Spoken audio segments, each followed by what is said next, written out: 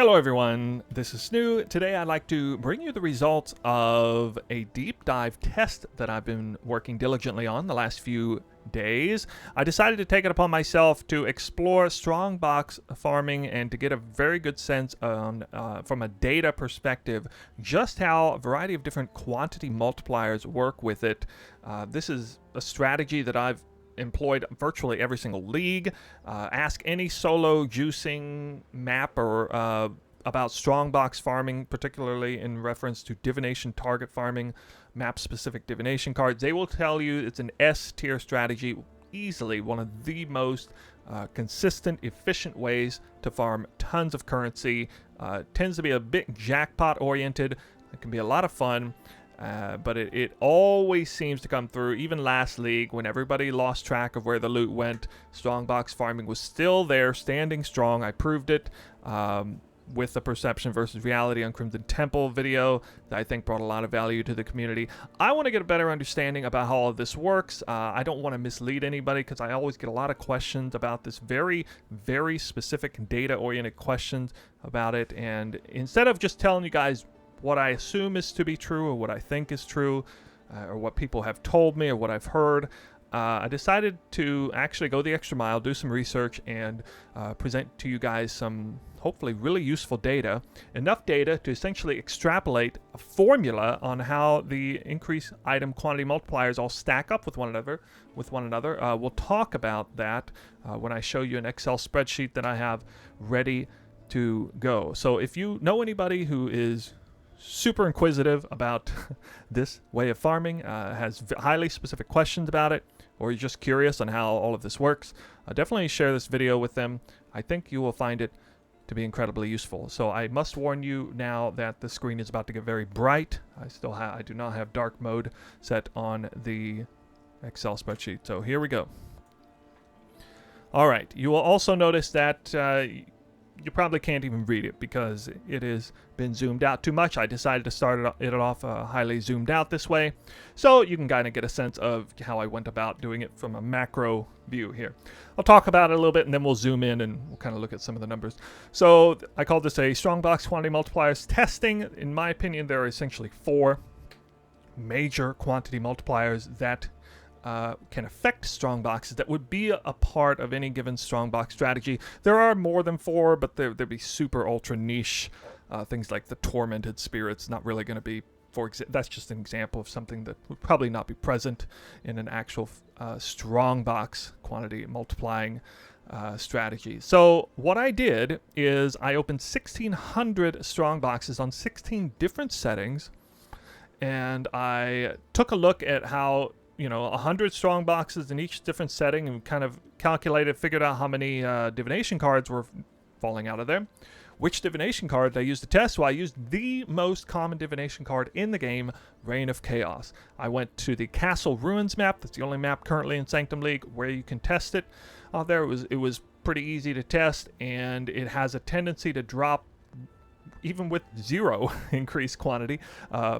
And to that matter, I did have to test that as a baseline. I then went ahead and tested it with some gear, increased quantity gear, by itself, still running the maps perfectly white with no chisel or anything. Then I tested it white, but I increased the area with chiseled and then with Atlas passives with no increased pack size. Then I tested the map with 100% delirium, which equals 50% delirious, which I do have actually a little bit of data on that, so you know where I got my reference points from there. And then, of course, the holy grail, the enraged Sextant 500% increase quantity that kind of really brings the strategy online, especially when you combine a variety of different things. Check out the timestamps down below if you want to kind of get a sense of how I ordered different things, keep things organized for you. But I am going to give you the TLDR right up front. I already have the formula, I think, that works in this case. Basically, it's like this. You take the 100% baseline chance to drop loot, and then it is going to be additive with the area, aka map quantity multiplier. And it's also additive with the Sextant multiplier. This came a little bit of a surprise to me. I mean, I kind of figured that out fairly recently, but wanted to confirm it with the data here. Was able to confirm that. And that is going to be one bracket there. So that's the baseline 100% plus area plus the sextant quantity multiplier. That is going to be multiplicative. That combination of multipliers will be multiplicative with quantity on gear. Now, this is not really something I knew or was sure of until very recently. I was able to confirm it in here, and that's actually really important, especially when asking the question, is magic find on gear worth it? It does seem to be pretty good, very useful. And then that's not it, because we also have delirium. So the grandest epiphany of all, I still can't believe this, I was completely bamboozled by the results on delirium. It would seem that delirium, or delirious, has absolutely no effect on the amount of divination cards dropping from Strongbox monsters, regardless of any variety of multipliers that are in play. Now, that comes to a huge surprise to me, because right here on the PoE wiki, we can see that some tests were done fairly recently on delirium, and they tested delirious 20, 40, 60, 80, 100%. And they were able to identify that at least at 100% delirious, monsters take 80% less damage. It used to be 96% less damage, by the way, so it was changed actually like a couple leagues ago.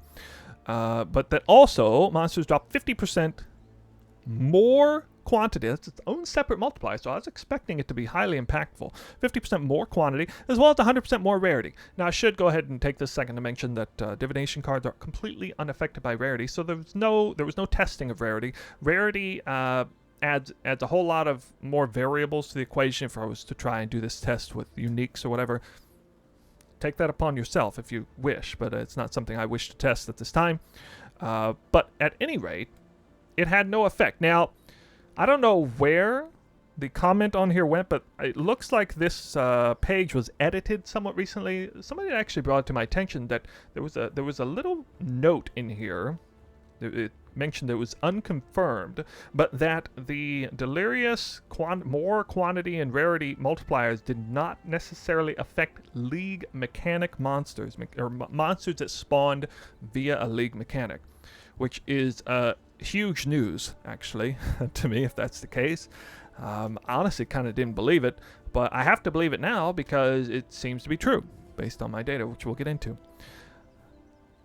For some reason, that note that I'm mentioning is now gone. I can't even find it anymore, so, do tell in the comments if you're sure of it. But I promise you it was there. There was a suggestion that the increased quantity multipliers from Delirium perhaps did not account for all monsters. It certainly does count for the actual Delirium monsters. I'm under the impression it probably counts for Eldritch Influence monsters, maybe certain League Mechanic monsters, but definitely not Ambush Strongbox monsters. It may actually account for the Strongbox itself, which I wasn't really able to confirm or not. So let's start here with the baseline. Out of 100 strong boxes, just to give you an idea how common the Reign of Chaos is. First of all, let's see here. I will actually move in here. So we can kind of actually, we'll do, let's see, 100%, I guess. Okay. You should be able to read this a little better now, hopefully. All right. Oh, yeah, the formula. So here, again, baseline plus area plus the sextant multiplied by the gear, and then actually not multiplied by Delirium. I went ahead and gave it a multiplier of 0 here with Delirium because this was news to me. It basically effectively equals 876% multiplier if you had only 50% magic find on gear and 50% on the area. So you're probably going to have more than 50% on the area for the record. But that is how the multiplier is stacked up there. That's the formula that I used.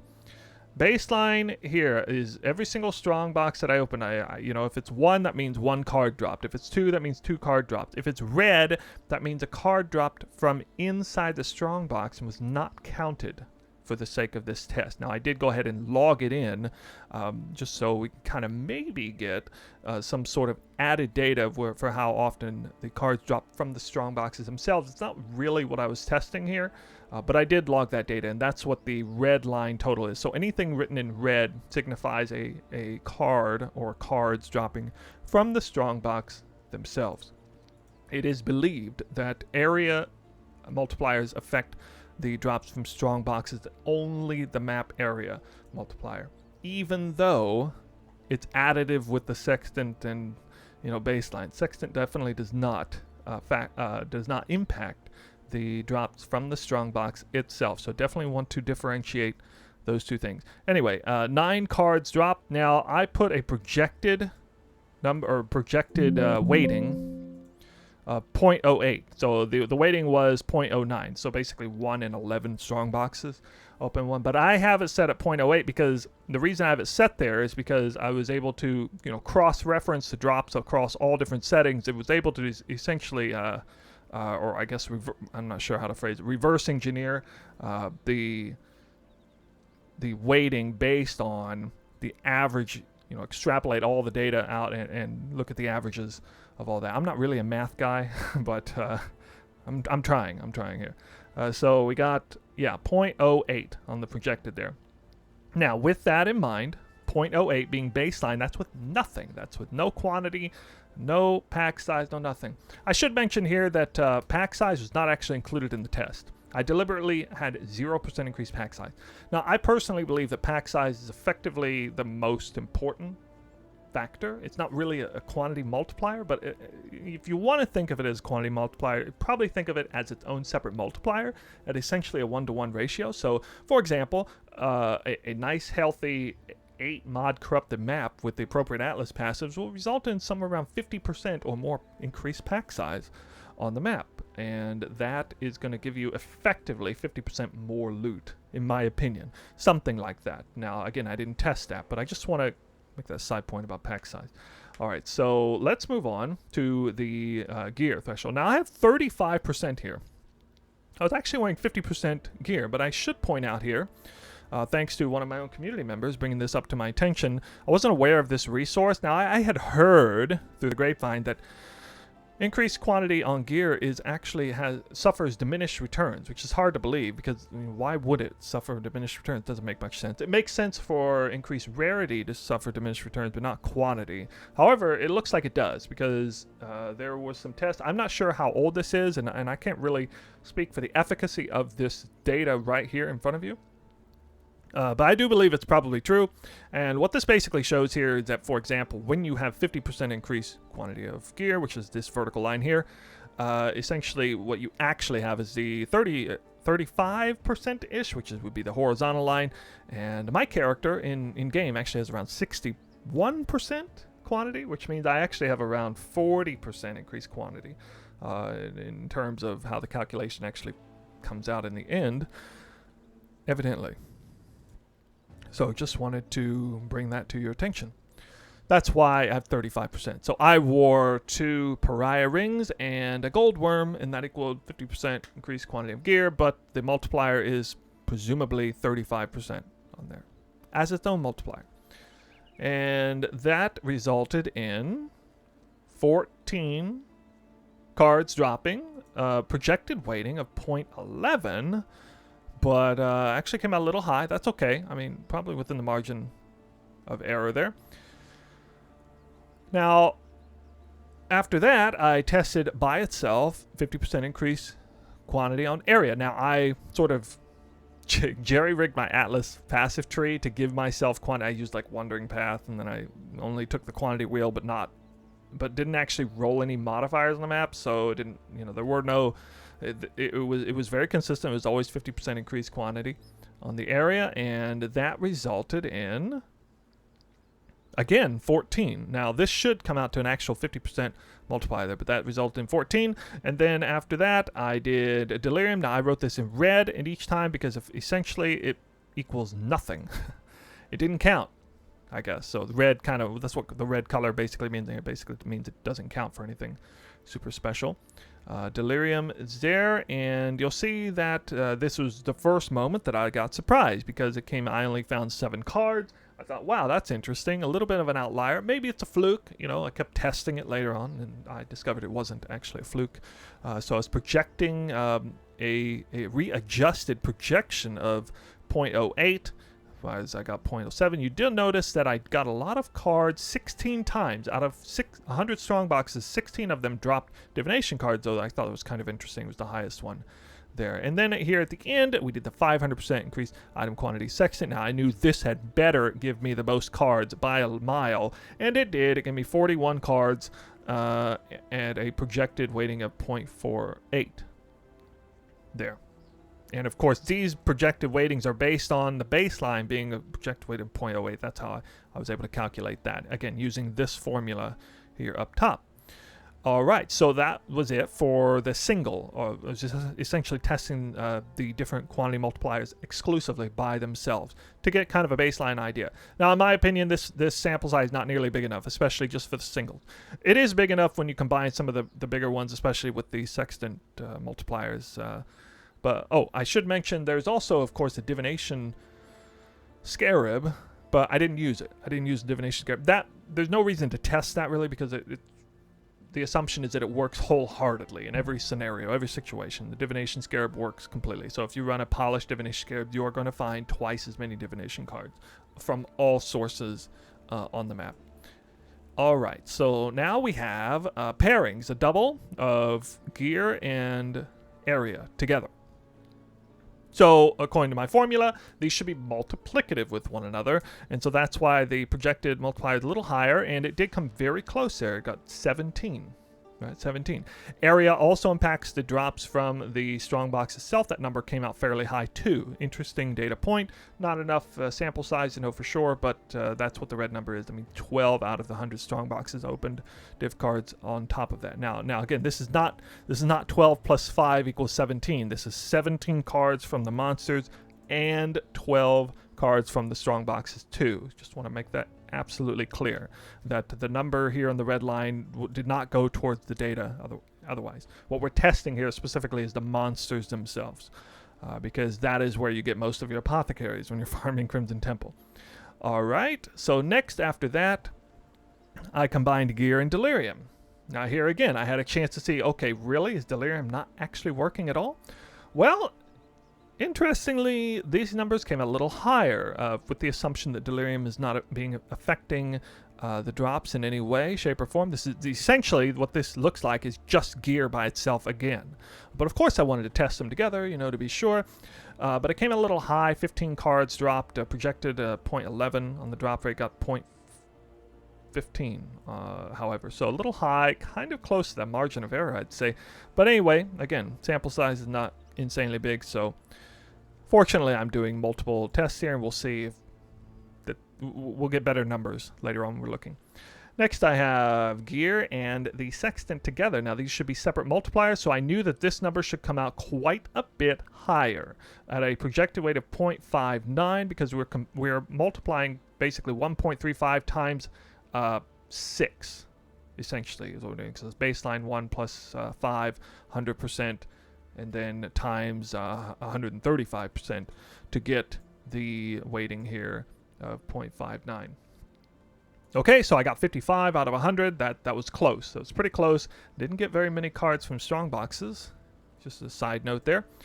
I got 19 cards from Strongboxes here. That's pretty high. So this is probably an area test, right? Yep, area and Delirium combined. Now these could both potentially be giving increased quantity to chest drops themselves. I don't really know, but I do believe at least area is, and we can see that I got 16 cards, which again came out kind of higher. So here at this point I'm thinking, okay, maybe Delirium is working.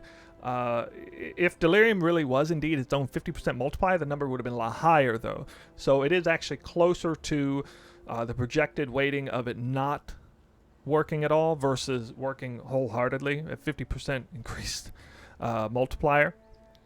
But anyway, that is the number there. Now next we have Delirium and the quantity Sextant here.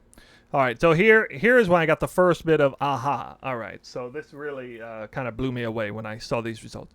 Now I came out under projection even if I assumed that Delirium is not affecting it. The projected weighting would be the same as what it was with over here with just the Sextant by itself, 0.48. But I got way less. Now that is strange. Quite a bit less, almost alarmingly less. I actually thought about doing this test again, just to see. But I think it was a little bit of a fluke, but it definitely speaks volumes to the notion that Delirium is not increasing the drops by 50% more.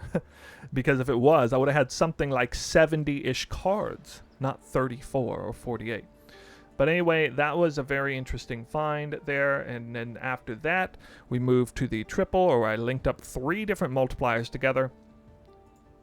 Oh, I don't know why that's missing. I'm going to assume that was a 0. And then here we have... Okay, oh, let me go back up again. Delirium plus area and gear. So these would be separate multipliers here, assuming Delirium doesn't affect at all. I only got 13 cards, and the projected was 18. Now that came out a bit low. But again, a very strong indicator that Delirium is definitely not helping me out. Because if it was, it would have been really... It would have been an enormous outlier for it to have been that low if Delirium was, in fact, increasing the multiplier. So again, further evidence that Delirium is not actually doing anything. Next, we have gear, area, and the Sextant. Okay, and this is going to help me identify whether I'm just losing my mind about Delirium or whether, you know, it's something else driving low. Well, lo and behold, it came out almost exactly like what I would have figured it would based on that formula. And this, at this point in the testing, I'm thinking, okay, this is probably is indeed the formula here, because when I took Delirium out of the equation, things came out exactly like I thought they would. And I got 72 cards, projected to get 70 cards, but I got 72, very close to the right number. Area didn't seem to be helping very much with the Strongbox card drops themselves, but anyway, we're moving on. Back to Delirium being on there. This time it's Delirium, area, and the Sextant, and that goes down here. Again, assuming Delirium doesn't impact it at all, it came out almost exactly like what I thought it would have. And this is really good information, because with the Sextant in there, I'm getting much more consistent or regulated results. It's much easier to tell if the numbers are proper when I'm supposed to find a lot more cards, of course. So I found 54 cards, should have found 52 based on that formula, and that came out pretty close there. The last one here for the triples is gear, Delirium, and the Sextant together. This time awaiting around 65 cards, but I found 61, again very close to the right number, and that is the results there. At the very end, we put all the multipliers together, which is of course what I'm usually doing as a standard. Now I used the Delirium mirror Sextant. I don't think the mirror suddenly makes it work otherwise. Delirium mirrors, by the way, are somewhere around 20 to 60% delirious, at least on Crimson Temple or Defiled Cathedral. They do not reach a really high number except on really long maps like Strand, Tropical Island, or Promenade. Would be 3 maps that come quickly to mind. But for short maps like Crimson Temple and Defiled Cathedral, your Delirium is never 100%. It's somewhere in the middle there. Just for the record, I should point that out. And I have no reason to believe that Delirium Mirror works, whereas Delirium Orbs does not. Of course, for this test, I used 100% Delirious, so I used 5 orbs on every map. This number should be the highest with a weighting of 70. I found 73 cards.